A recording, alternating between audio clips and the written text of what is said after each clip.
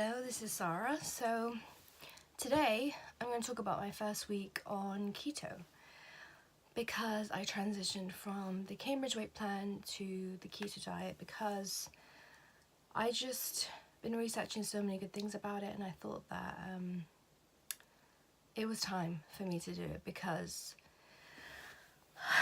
I don't know, I was comparing the two diets. I kind of said this last week, and through comparing them I realised that with Cambridge I was only reaching ketosis through starvation, limiting calories. So I started a keto diet, and there's a lot of things you need to know before you start it, which I didn't really know, and I thought I did a lot of research, but apparently not. So there's a lot of supplements that you're gonna have to start before you really go full into it, otherwise you will get what they call the keto flu, which is really just an imbalance of electrolytes and dehydration kind of. And there's a lot of science behind it, which I'm not really going to get into because I feel like I will not explain it the best way, but let's just say that when you are so the glycogen that's in your muscles, when you're not having carbohydrates anymore, you're not storing the water, which you're not storing the salts and the minerals that you need. And to be honest, I only really looked into that after I've been doing keto for 2 days, and on the third day when I woke up I just felt like I couldn't even really move, like I was so tired. I just felt really rough, so I ordered the stuff that I needed. I watched a few videos on YouTube. I actually will put down below the guy that I was watching about keto and nutrition because he taught me a lot, and he explains it really well. And okay, so what I realised that I'm gonna have to be taking, well, I already had, so I brought them with me to show you. So MCT oil, I bought this before because I knew that would be quite a good way to get the fat into me, and it's like a really good one. Reviews are really good for it and stuff like that. So MCT oil, I have MCT oil in my coffee in the morning. You have to work your way up to it, but now I have 3 tablespoons in my morning coffee, black coffee, and having that in the morning just makes me like super energized, honestly. But you do have to work up to it because it can give you an upset stomach if you have too much when your body's not used to it. There's that, and then also what I have with that is potassium and magnesium citrate, because yeah, that is what you're gonna be depleting your body of when you first start keto. Potassium and magnesium mainly, so that's quite important. Also salt, so sodium.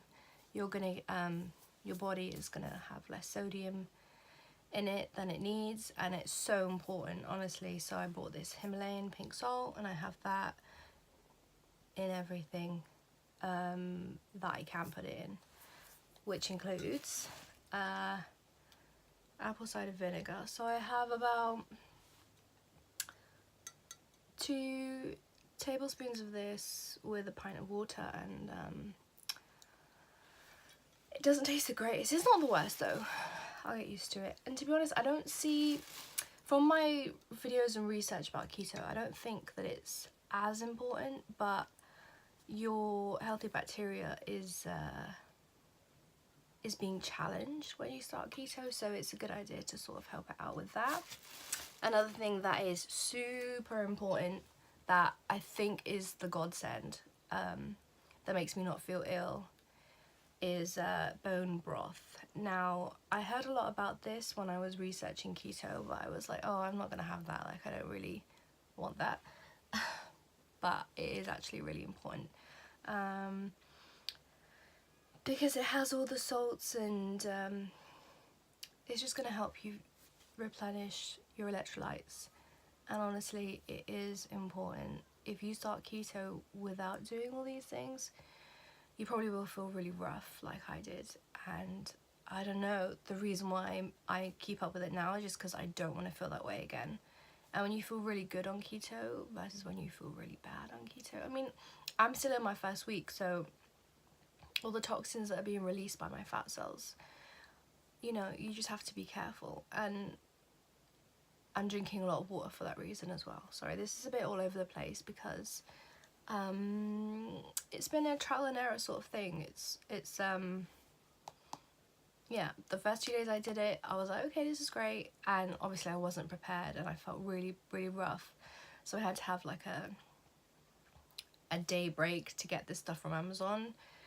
And then yeah, so today is my 4th day on keto, so like, you know, 4th day in a row. I mean, I've been doing it longer, but there's been a break, so so I don't feel like I can really comment on how I feel and that sort of thing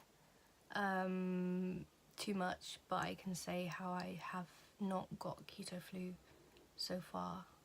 Day 4, I think I've avoided it, hopefully, but like I said, I'm still having this stuff. Now, bone broth is not cheap. This was £38 and it's 26 cups, and I have 2 teaspoons of this in a mug of water, which is actually quite spicy, and because this one is called Bone Broth Burn, but it has matcha, ginseng, MCT oil, which I already get enough of, and thermogenic spices because it's supposed to like increase your metabolism as well. So I thought, you know, kill 2 birds with 1 stone, why not? But yeah, it's quite expensive because this is only gonna last me like not even 2 weeks, and it's £38. But I knew how important it was in the beginning. I'm sure you can get cheaper ones, but I just thought this one looks really good. Reviews are really good on Amazon, so yeah. This one, maybe I won't need bone broth as much after the first 2 weeks. I'm not sure. I'm just sort of taking it day by day with this. Okay, so that's all the supplements I have. Then for lunch, I will have one of my Cambridge TDR sachets, which is basically not really a protein shake. So it's a meal replacement drink, but it's lower calories. And that's where I get all my carbs from, because there's like 14 grams of carbs in that. And quite a lot of protein as well.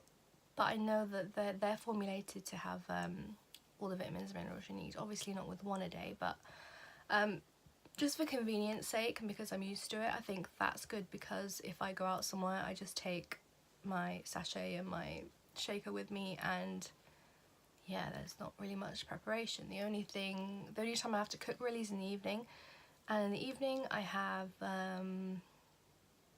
so 2 eggs, 30 grams of cheese, 50 grams of chicken, and 2 slices of bacon, which is not the healthiest way to do keto, but it's the easiest for me right now, and it tastes pretty good. And so I sort of make all that into an omelette and eat that, and it's actually quite filling. And the way I figured that out was I had to get a macros calculator and sort of figure out what I wanted to do was have 1,200 calories a day, which is double what I was having before anyway, but I know that's still good for losing weight, so that's how many calories I have a day. I walk my 10,000 steps. I have my Garmin thing.